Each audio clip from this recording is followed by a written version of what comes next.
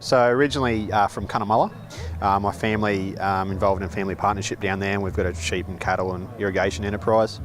But myself, I'm an accountant based in Brisbane, primarily looking after agri clients and some other professionals and property guys as well.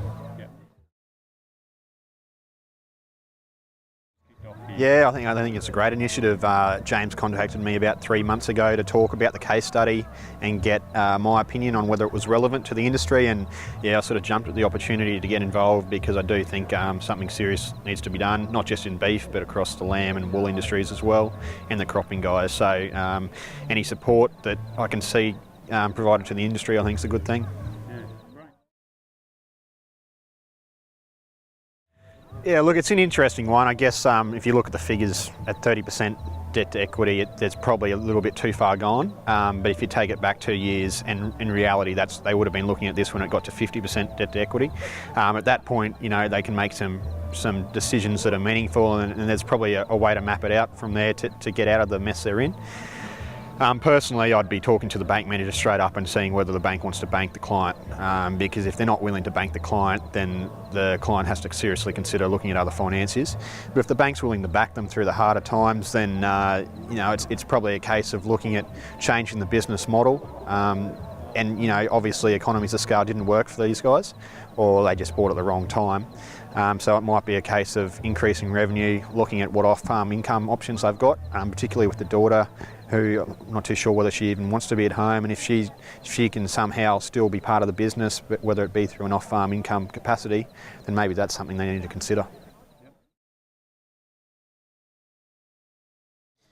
Look, I guess one, the banks have got to work out whether they really want to be in the industry or not, and if they do want to be in the industry, they need to understand the ebbs and flows of agribusiness. The second thing is the producers have got to probably get a little bit more financially literate and understand that it's no longer good enough to borrow based on asset value, but you need the underlying cash flow needs to be able to support what borrowings you've got. So there's a few home truths for both parties, and the flip side of that is the advisors have probably got to get better at advising the clients that way.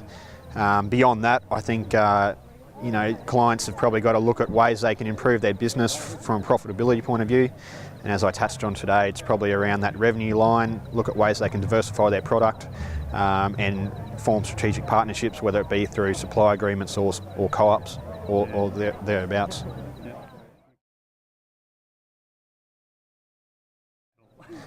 Oh, I'm not, I don't sort of have one preference over another. Enjoying Angus steak, that's about the extent of it, to be honest.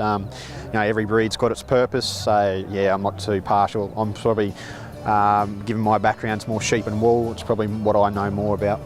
Yeah, great, that's all we need to ask you. Thanks. People can create real opportunities for each other, and I implore you to join Agrihive as a platform to be able to explore those opportunities and to build resilience in our rural regions.